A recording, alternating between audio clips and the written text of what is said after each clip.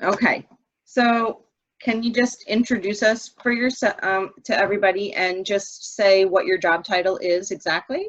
Yeah, absolutely. My name is Chris. My job title is Business Development Manager for a company called Quark Expeditions. Um, Sounds like a real big fancy title, but essentially what I do all day is interest people and educate people on the trips that my company offers. We specialize in small ships going to some of the most remote corners on Earth. That's Antarctica, and as you see in the picture behind me, in the Arctic. So a little bit different job than probably some of you may have encountered before, but I'm really excited to tell you more about it. So did you always know that you wanted to do this as a career, or how did you come about having this job? That's a good question. You know, my mother always told me growing up that I could sell ice to Eskimos. And so I kind of knew early on that my future held a job where I was talking and communicating, but I never really knew what that would look like as I went through high school and middle school. In fact, I was telling Miss Emily earlier that they gave you one of these tests, like, what's a good career for you for the future? And it told me I was supposed to be a farmer. And for me, nothing was further from the truth. But I always knew I loved science. I loved animals. I loved biology. And so I always had this curiosity about the world around me. I was very fortunate growing up that we had the ability to travel. So later on, as I went through my different careers and my different jobs, it became really apparent to me that I was most interested in doing something that involved traveling the world. So here I am today. So tell us what a typical work week or work month is like for you. Yeah, obviously the weeks and the months lately have been a little bit different, but essentially, my role is to work with companies and individuals who would love to visit some of the most remote corners on Earth. I mean, these are places that are just not accessible to the average person. And so to work with them to teach them about how they can get there, how they can do so safely, what they can experience there.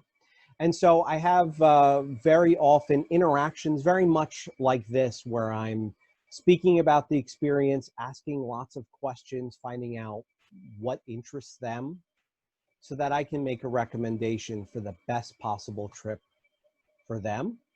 Um, it's also quite a bit of interaction, of learning on my own. I learn something new every day because in order to be able to sell things to people, you really need to deliver and create a clear picture of an experience in their mind. So the more I know, the better I'm able to share it. Um, how about you tell us what kind of education you had to have to get this job? Being perfectly honest, there is not one formal track to get you to where I am. But I will say this, um, as working in sales, having a fundamental background in business education. So I have a bachelor's degree in business administration. But even before that, I have a background in communication. I love to speak, I love to interact. Um, I have my background from my own self-teaching, not only what they teach you in school, but my own learnings in science, in mathematics, and in history actually is where my real interest lied all throughout school. I mean, history for me was so incredible. So now to talk about places where a lot of history happened and to delve into that for myself, I mean, it's exciting because I get to do what I love and share that with people. Can you tell us something that people might be surprised to know about your job, like something that maybe you wouldn't that you do that's different? Yeah, so obviously talking about travel all day offers the opportunity to travel. And so I have been to places that very few humans on Earth have ever been able to go to. And I've been able to do so not only for free, but I got paid to do it and satisfy that curiosity about learning. I mean, again, I think I've probably mentioned it 3 times or 4 times already. I'll share it again. Learning is what really got me here. It may not always come in a structured and formal way, but it's the learning that has really gotten me here and helped propel me. And it's sharing my learning with others. You're So making me a little bit jealous that you've gotten to travel to some places. So I'm sure we all want to know, like, give us a taste of one of your recent travels. yeah, in fact, the picture behind me, if you could see my background, this is from a place called Spitsbergen. This is a chain of islands just north of Norway in the Arctic Circle. And I'm the one taking the picture of this polar bear that wandered up to our ship because he was curious.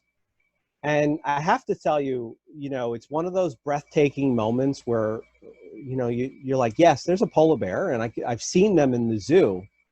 But when you realize that you're on his turf, his territory, and that is the world's largest land predator right there in front of you, and he doesn't care a thing about your existence, that's a really humbling experience. And so this is just one of the incredible experiences I've had. I've been on one of the most remote pieces of land on Earth. Very few humans have ever stepped foot, a little dot called Cape Horn, the southern tip of South America. Lots of people have died trying to reach it, and I've walked on it. So travel really has opened up my world just so much, and it's through my lust for learning that I was able to have these opportunities. I've also taken the polar plunge. On that same trip up in Norway, that's me jumping into 35-degree water right up there in the Arctic, in the Barents Sea at 80 degrees north. Look it up on Google Maps. You'll see exactly where I was, almost the top of the globe. And that's me jumping into the water. So that sense of adventure has also propelled me through much of my career. Wow, that's crazy. I kind of asked you all the basic questions. I'm sure there's lots of other stuff we can ask Chris. Does anybody want to ask something?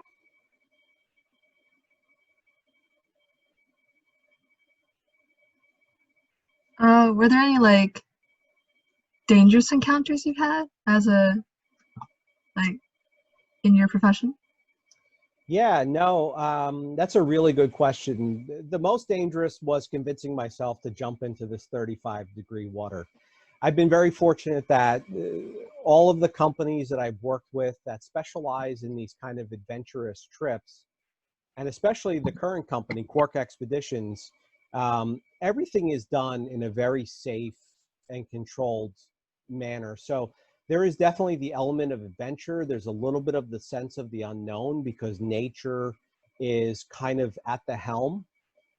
But at the same time, it's always done just so safely and with respect for the nature and for the environment that fortunately, I have not been in any personal dangerous situations, more so than anybody else, just in my travels throughout the rest of the world in various cities around the world. But knock on wood, so far so good. Right. What has been Sounds your good. favorite like experience? I'm sorry? Sahibi, can you say that one more time? We didn't really hear you.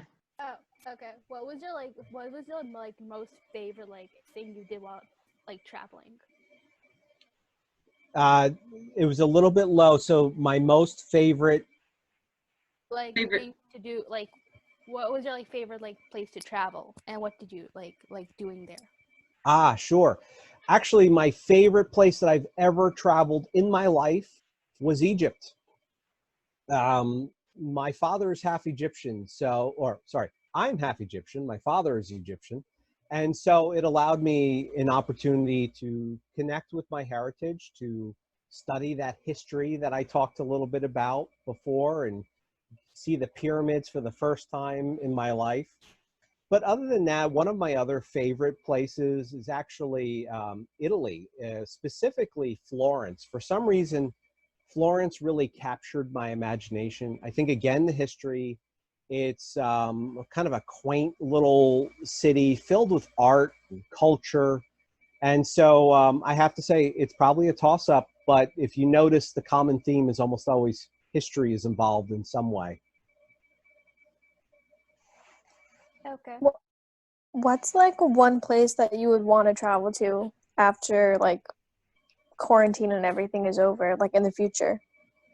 You know, Australia has been on my list for such a long time. There's been something calling me there, and for whatever reason, I just haven't made it there yet. And so I think it's definitely on my list. I would love to go see the Great Barrier Reef, love to go see, you know, places like Sydney and Brisbane and Melbourne.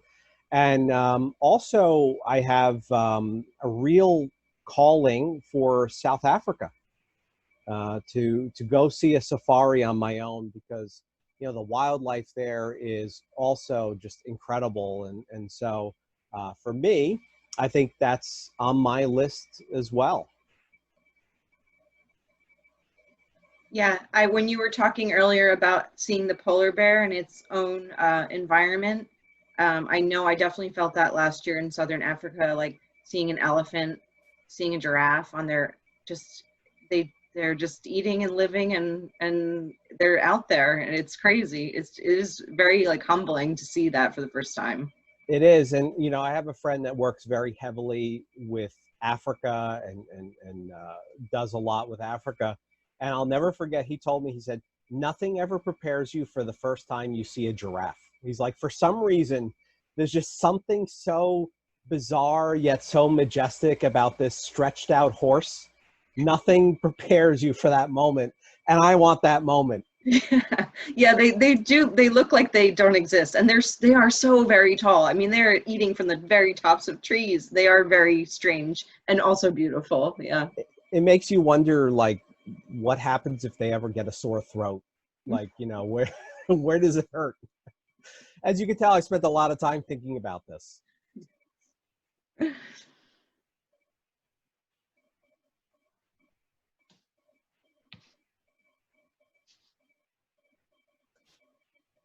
Go ahead, guys.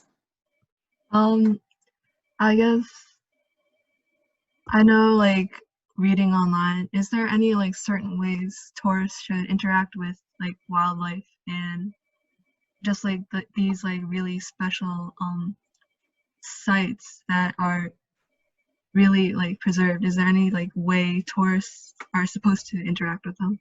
Yeah, that's a really good question, because it's always important to be respectful to the nature and to make sure that you're never putting the wildlife in danger. Now, I'm gonna go back to my image of the polar bear, and, you know, I will say this: if I were on that ice with that polar bear, I would definitely be very afraid. This is an apex top predator. And so it's important that we always have kind of an awareness of the situation around us. Now, I'm going to pull up another image of another one of my favorite images that I'd like to share with you. And it's going to give you a different perspective, and I'll tell you, oh, that's not the one. And I'll tell you why I'm pulling up that one, and what this image is. I cannot find it, but I'll find a different one. There we go. The penguins in Antarctica. Our rule is that we never approach the wildlife. However, the wildlife doesn't have the same rules. So very often, inquisitive penguins who actually don't have any fear of humans, they can approach us. And, you know, we never want to disturb them. So if they're approaching us, you just kind of let it happen. They're not dangerous to you, the penguins.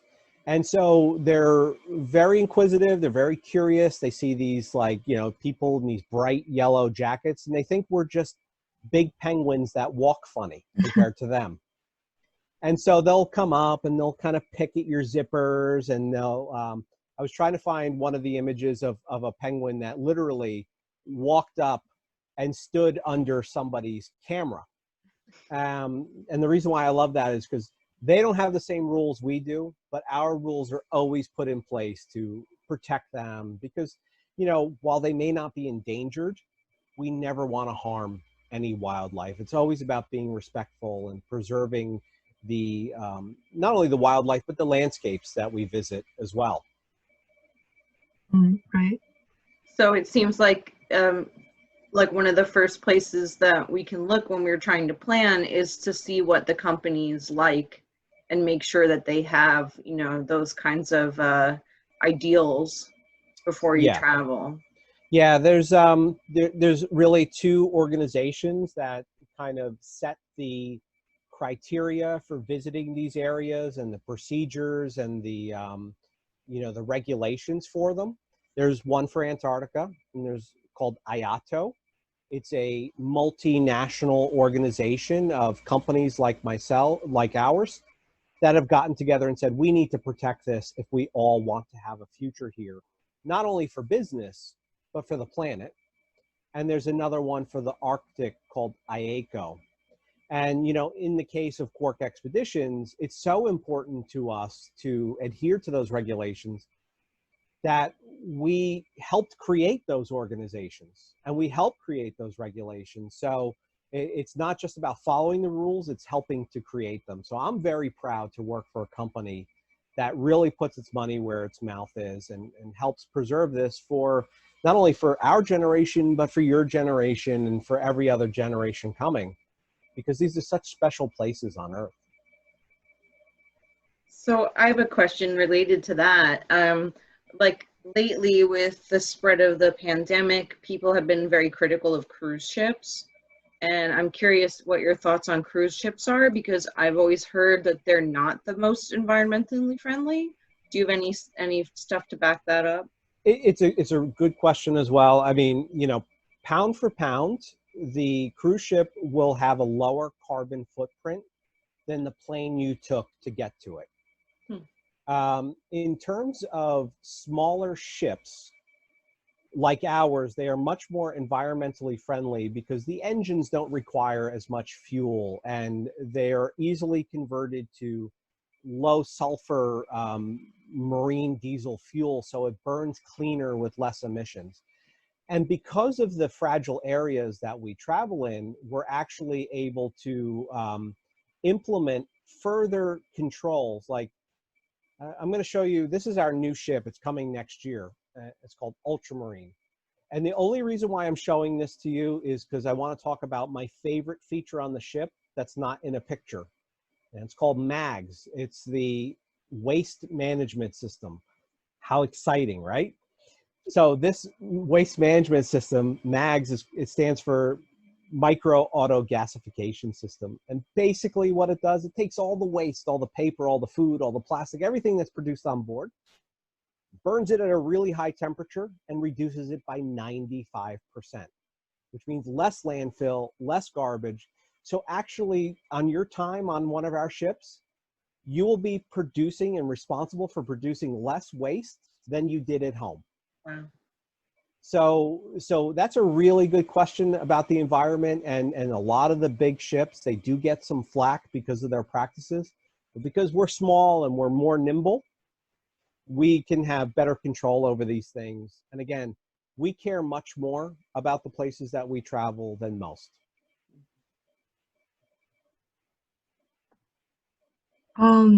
Just to like, out of curiosity, do you know what happens to like the fumes that are produced by those like burning the waste? Yeah, so very often it's just output right out of the what's called the stack, the chimney, if you will, at the top. In the case of our ships, all of our ships have what's called a scrubber that's installed, and it essentially cleans the air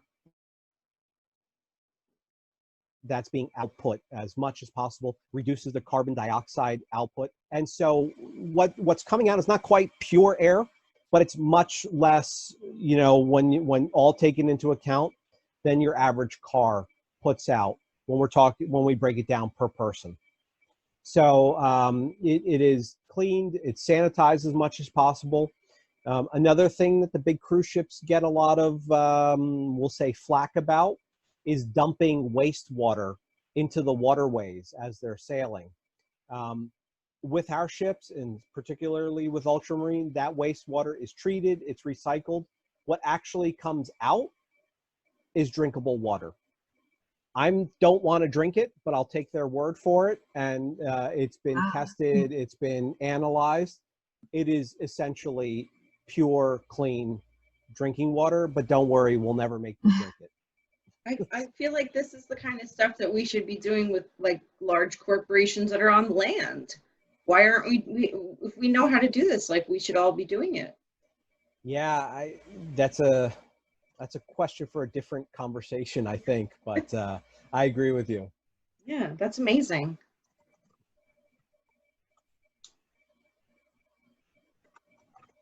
You know, and if I can share, you know, another thing that I really love about the industry that I work in is it's how inclusive it is. You know, Miss Emily and I were talking earlier just about the general state of affairs in the world. And one thing that the travel industry in general has always been really at the forefront of is inclusivity and making the world a better place through our travels. And, you know, like I'm so proud of things like Antarctica was named the most LGBTQ friendly continent on Earth. It is a certified safe. And so, you know, those things, well over 50% of our expedition team, the folks bringing the people out on these trips, they're women. And so that's something that's not really well represented in many industries in the world. And so I feel fortunate to be a part of such a progressive industry as well. So I just wanted to share that too. It's probably not relevant to anything else, but I wanted to share my excitement about it. No, that's great. I also wanted to ask about, I mean, you must meet a lot of interesting people while you're traveling too, and people who have awesome jobs also. Yeah, I met on one of my trips, not this one in the Arctic, but on another one in southern South America in Patagonia. I met a gentleman who created a business out of collecting water from car washes. Now, bear with me here because it's kind of convoluted, but I'll tell you, it just endlessly fascinated me. It was like one of those, why didn't I think of that moments? In your cars, there's something called a catalytic converter. It cleans the exhaust before it comes out. Well, that's made out of platinum. As you're driving, these little particles of platinum get expelled out of your car's exhaust and they end up on the road. Some of that dirt that ends up on your car is platinum. So when you go to a car wash and they wash your car, that all washes off. This guy created a system that filters it, collects the platinum, and he sells it and makes money off of dirt that's stuck to your car. I was like, oh my God. I've met teachers, I met lawyers, just, you know, in my day-to-day life, the people I work directly with are travel agents and are other people that are involved in the hospitality segment. So, you know, folks who work at hotels who are deeply affected right now, ship captains. When I was on my trip in Spitsbergen on the ship where I saw the polar bear, the captain of the ship has been sailing in the polar regions exclusively for 25 years of his life. This guy, if there was ever like, you know, a movie character, it was Mirko. Mirko was like, you know, I asked him, I said, oh my God, like how exciting is it? Is this like, do you love your ship? And he goes, it's my wife. I was like, I want to be able to say that one day seriously, but he's like, yeah, it's my wife. I love my ship. And, you know, this precision that he had I can't parallel park my car. and he can maneuver this ship in and out of some of the most narrow ice choke passages and do it in such a safe and comfortable way. It's like mind blowing. So I love my ability to get to know people. And I'll be honest with you guys, I never thought I'd know a librarian. And here I know Miss Emily is a good friend of mine, is a librarian. I mean, how cool is that? And so now I'm here talking to you because of that. And I don't know. I love this kind of stuff. It's very fun. So there's a lot of careers and a lot of jobs out there that you guys could think about in science and hospitality and that have to do with travel and maybe you'll get to see the world a little bit. There is, and you know, I'll if I can share just one bit of advice. I mean, I know when I was going through school, everything was like, you have to pick your career in 7th or 8th grade, and that's the path you now take for the next X number of years of your life. And for my friend who's become a surgeon, he knew he wanted to do that since he was in 1st grade. I didn't know what I wanted to be until fairly later in life. And I think that's okay too. And I think it's really important that you follow your own path. So whatever you're passionate in, if it is being a doctor or a lawyer, if it's selling trips to the polar regions, if it's being a librarian, if it's being a farmer, follow your path. Don't be afraid to kind of follow your own passions, because at the end of the day, you're the one who's got to live your life. Wow. Yeah. I know you and I know a lot of other adults who had multiple careers and multiple jobs and didn't quite know what we were doing when we got to college. And we all love our jobs and we all turned out okay. We're not millionaires, but you know, we're happy. Now, last week you had Maggie on, the nurse. Mm-hmm. Maggie used to work with me at a travel agency, and today she's a nurse. And here I am selling trips. So you just never know where life will take you. And I think that's part of the fun. I really do think it's like, sometimes you don't know where you're going. You just kind of hope to end up somewhere great. You can, of course, steer your voyage a little bit, but embrace the unknown a little bit. Okay, so does anybody have a question? Because I have a final question, but I want to save it till the end.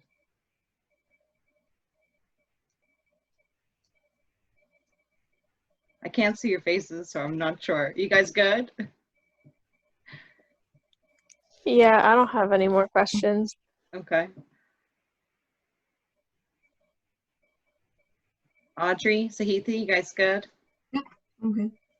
Okay. Okay, my final question for you is, so take me, Nazli, Audrey, and Sahithi to the Arctic right now for like a week or two. How much is it going to cost us? Really good question. So if you want to do like a 7-day trip to the Arctic, see the polar bears, will start in a place called Oslo, Norway.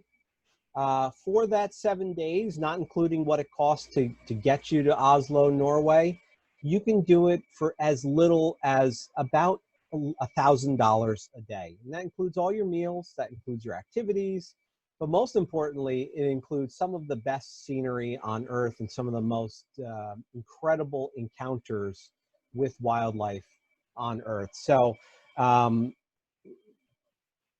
it's not as expensive as one might think. I mean, $1,000 a day probably sounds expensive, but I can tell you I've probably spent that on Amazon Prime during this entire quarantine. So to be able to take in nature instead of the silicone ice cube trays that I bought, that would probably be a better use of my money. So not only do we go to college and eventually find a job we love, we work hard and save our money so that we can travel. Yeah, that's what I meant to say. And stay off Amazon. That's if I can leave you with one bit of advice, stay off Amazon. Because if you guys were in the library back in January, and if you've talked to me about it since then, Chris is the one who helped me and my best friend travel to Africa, Southern Africa for 3 weeks. So yes, we save our money every year, and we take a nice big trip like that. Yeah, and you know, it's I wholly believe in collecting experiences and memories versus things. So, you know, I will talk about my trip when I saw the polar bear till the day I die. I do have a polar bear mug, but I'll probably drop it long before I ever forget my encounter.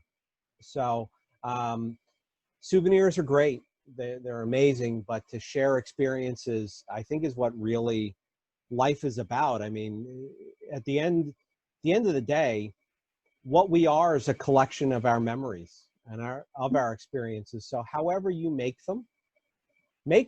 That's the important part. Make them and grab life. Thank you so much for being with us tonight. This was really fun and really interesting. And now all I want to do is travel. It was my